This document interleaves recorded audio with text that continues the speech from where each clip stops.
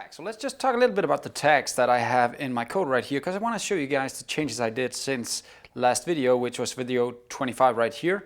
I want to show you guys because I made a lot of changes actually to the code. Now I'm going to show you it like this because I want to show you the power of tags.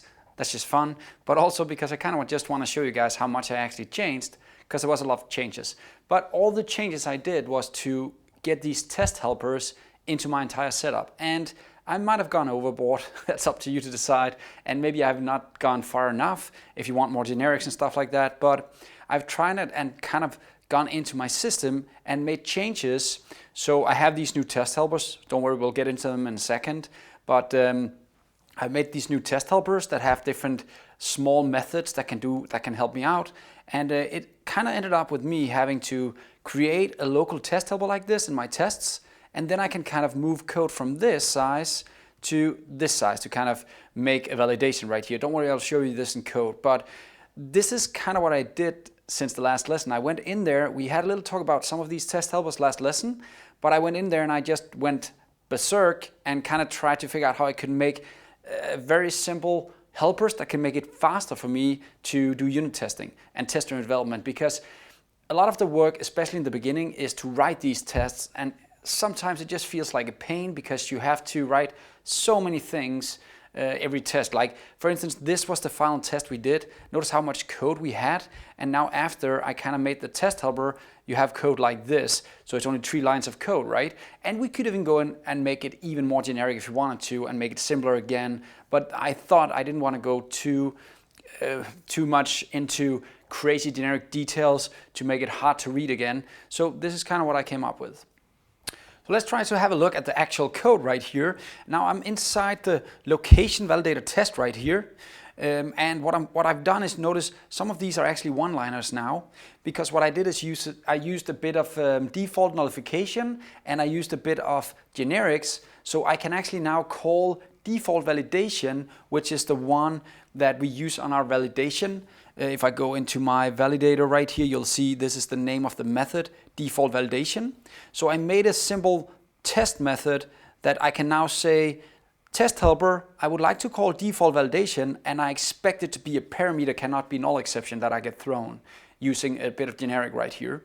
I can also say, dear default validation, I expect it to throw a property cannot be empty exception, and then I'm going to pass in a location, which is a location that has a blank name right here.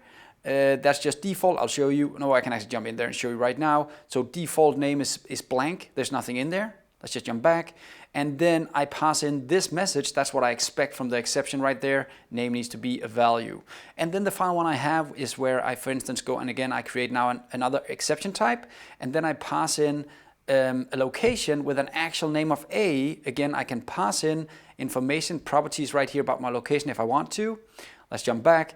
And then I say the exception that I expect to get again. Now, doing all of this, every time I made changes, I of course ran all my unit tests right here, and everything passed, as you can see. So I'm happy again. But the cool thing is, and I'll show you next lesson, how fast I can now actually continue working on my properties inside my test-driven development right here.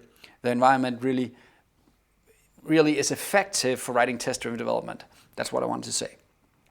But what does this actually do? If I go to this helper method right here in the location validator test helper, you'll see all it does is it passes in a default location with a default value of null and a message with the default value of null. And then I use a bit of generic right here where I say, I'm going to also pass in the exception that I expect to throw, right? And then I say that exception needs to be of the type exception. That T right there means that whatever you pass in needs to be where T is the type of exception, right? Let me just try and remove that, and you'll actually get a message, an error down here, because now it doesn't know what T is. And again, it actually tells me you need to explain what T is, what type is T.